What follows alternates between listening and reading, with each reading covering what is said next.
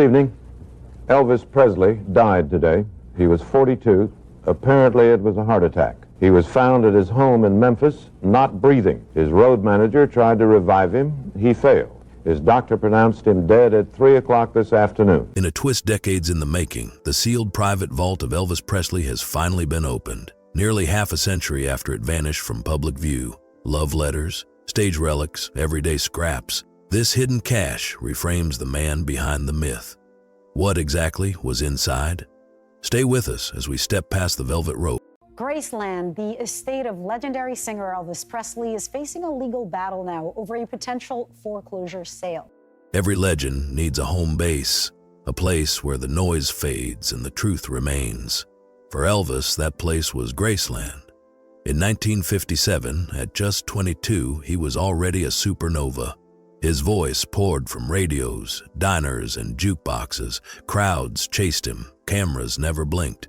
The world moved fast. But the man behind the grin craved quiet. He dreamed of a sanctuary where he could breathe and be ordinary. He found it in a stately house built in 1939 by S.E. Toof.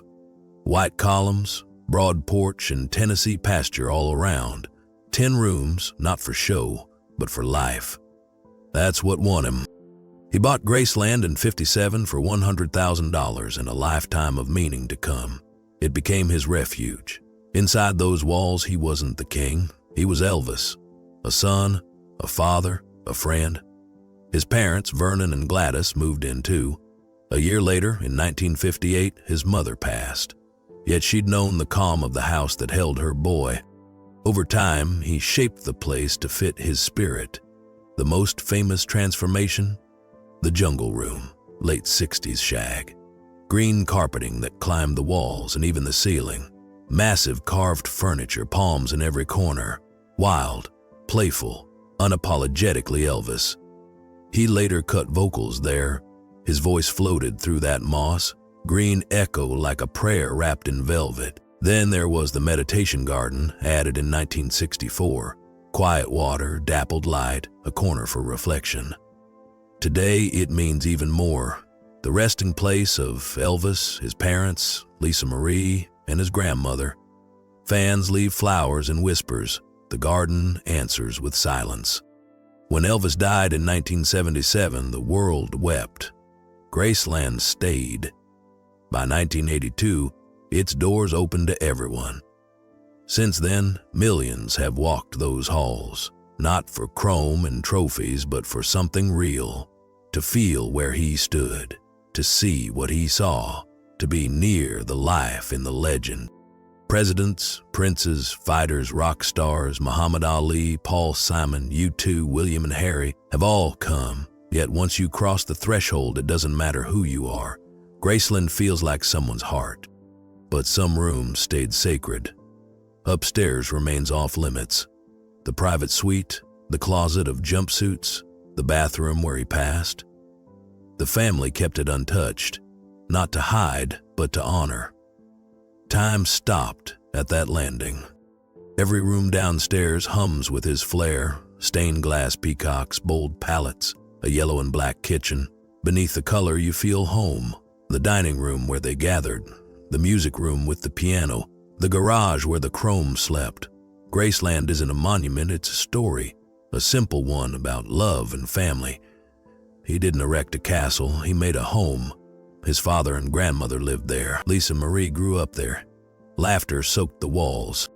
In Texas in 2018, a quiet gesture spoke volumes. The original gravestone, Elvis crafted for his mother, bearing both a cross and a Star of David, was placed in the garden. Faith, love, memory, set in stone.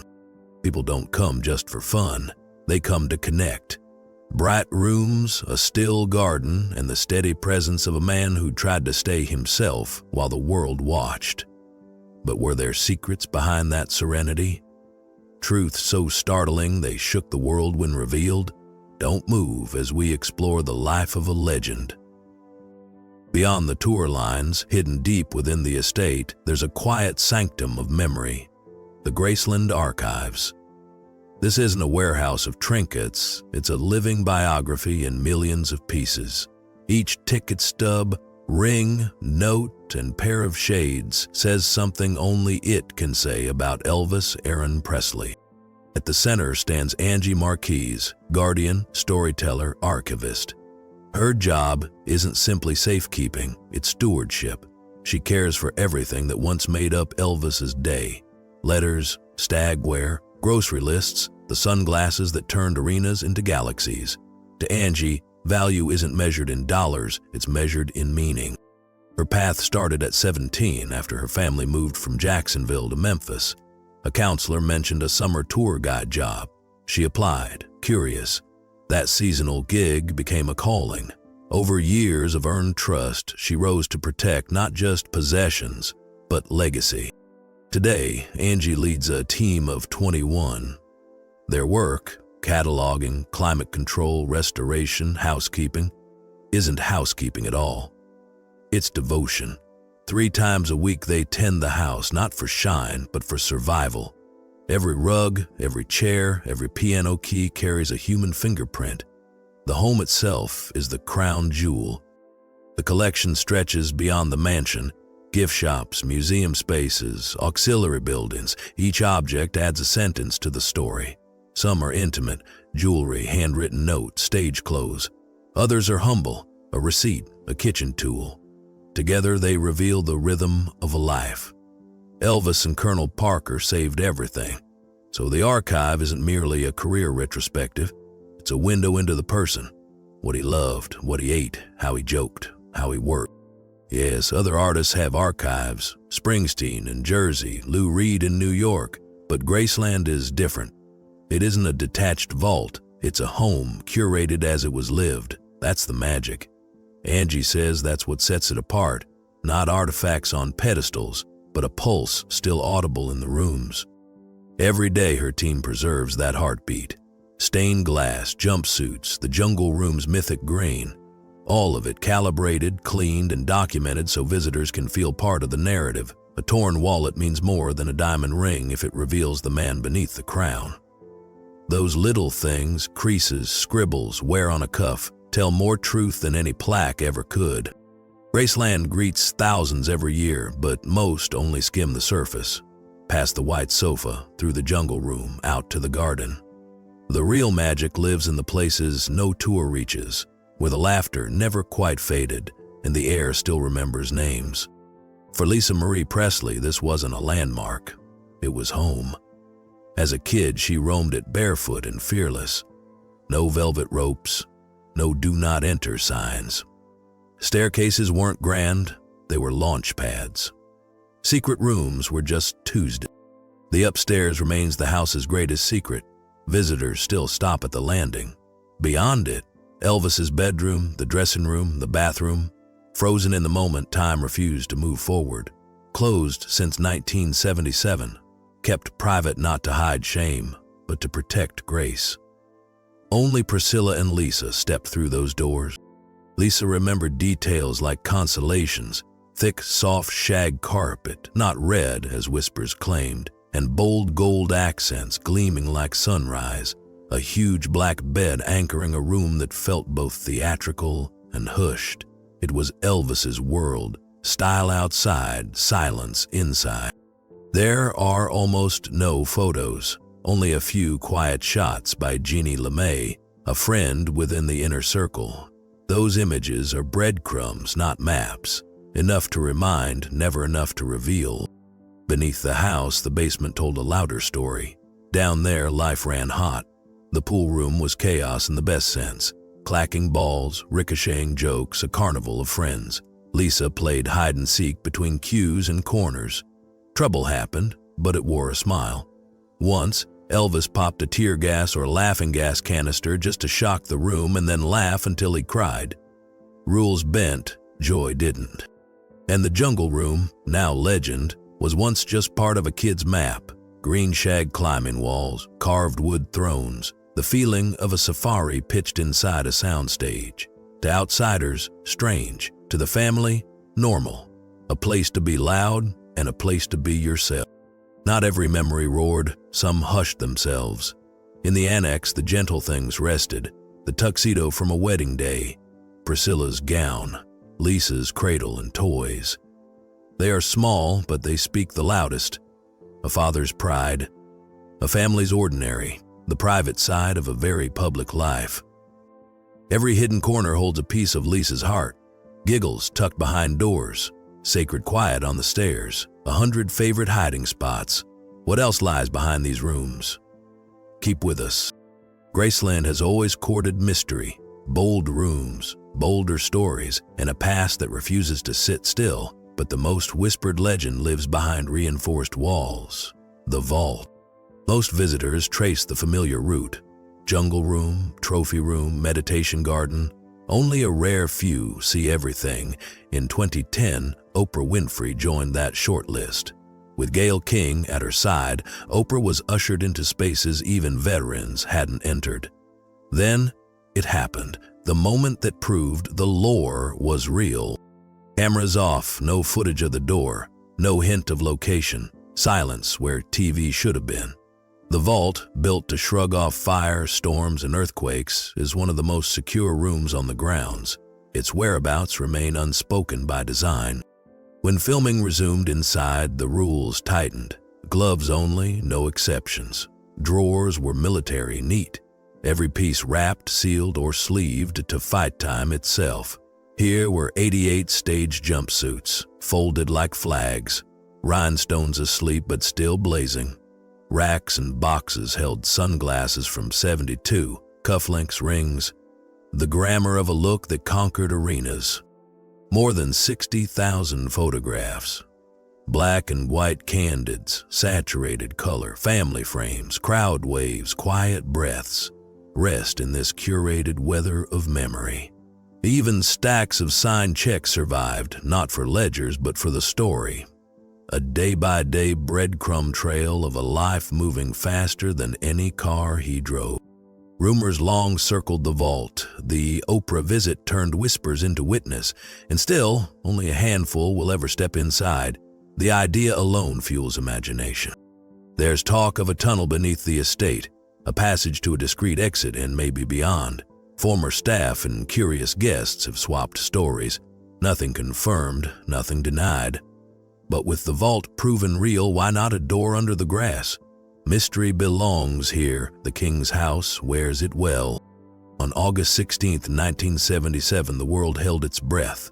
Elvis Presley, due to fly out for a Portland, Maine show, was found unresponsive in his private bathroom at Graceland by Ginger Alden. Vernon Presley and Joe Esposito rushed in. Little Lisa Marie witnessed the worst day a child can see. At Memphis Baptist Hospital, the news became history. Elvis was gone. A death certificate and an autopsy said what the heart refused. Fans couldn't accept a universe where Elvis simply wasn't. The rumors sprinted. At Memphis International Airport, someone said they saw a man who looked exactly like him traveling under John Burroughs, a known alias. In 1978, a novel called Orion added gasoline. A famous singer fakes death to escape fame. Around the same time, a masked performer named Orion emerged. Elvis label, Elvis-like voice. Was this the king in plain sight? Eventually, the mask lifted. Jimmy Ellis, author Gail Brewer Giorgio, admitted she helped craft the persona, drawn to Ellis's uncanny energy. But the myth had legs. Sightings surfaced from big cities to Kalamazoo, Michigan, where someone swore they saw Elvis in a Burger King in '87. The story spread because people wanted it to be true. Gail became a fixture on Oprah, Larry King, Geraldo, arguing Elvis chose peace over the spotlight. Maybe he died, maybe he slipped away. Either way, the impact didn't change. He fused country with rhythm and blues, smuggled gospel into pop, and gave rock and roll a human heartbeat. Some say he didn't invent it, he ignited it, made it dangerous, tender, and necessary. Even his ballads cut deep. Sadness, strength, ache, hope, in a voice that still makes strangers cry in parked cars. Before the internet, Elvis became everywhere in a year. Magazine covers, living rooms, lunch counters. Over time, he stopped being just a singer and became a mirror for America, its longing, rebellion, contradictions. He could be gentle or feral, shy or blazing, all at once. That's why he never leaves. Some believe he staged an exit, others accept the august truth. The legacy doesn't flinch. You hear him in new artists, see him in pilgrimages to his grave, feel him in movies, murals, books, and borrowed hip flicks. The king remains. So what was the vault's real value? Let's open the door. More than history, Graceland holds something the family can't live without. It isn't just a landmark or a museum, it is a keeper of love, of stories, of the man they call Dad. At the center of that feeling is the vault, a sanctuary that binds generations. To fans, it's a treasure chest. Letters, photos, personal effects, a high-voltage timeline of a life on stage and off. To the Presleys, it's a private chapel where memory breathes. Angie knows this better than anyone. To her, the vault is a bridge, each artifact a plank between past and present. She guards them like they're irreplaceable, because they are. For the family, the room offers quiet, a place to sit with grief and gratitude. Riley Q has spoken about the miracle of seeing strangers from every corner of the world walk through the house with awe in their eyes. That endless devotion reassures her. The love hasn't dimmed. There's magic in that. For Lisa Marie, the vault was a refuge long before the public knew it existed. She kept it secret. In those shelves and boxes, she found pieces of her father. Notes, clothes, small things that carried warmth. Holding them brought him back. The room made space for peace. Sometimes the family shared slivers of that intimacy, inviting a famous host into the vault, then sitting at Elvis's table to eat his comfort foods, meatloaf, mac and cheese, fried chicken. The first guest to dine there since 1977. It wasn't awkward, it felt right. Laughter bending time, love turning back the clock for a meal. Graceland is a time machine. Furniture rests where he left it, patterns haven't budged.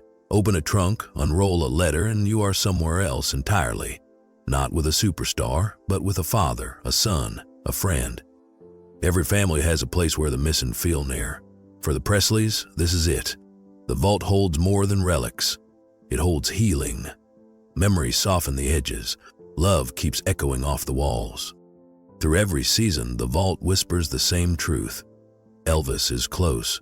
The songs travel the world, but his presence lingers here.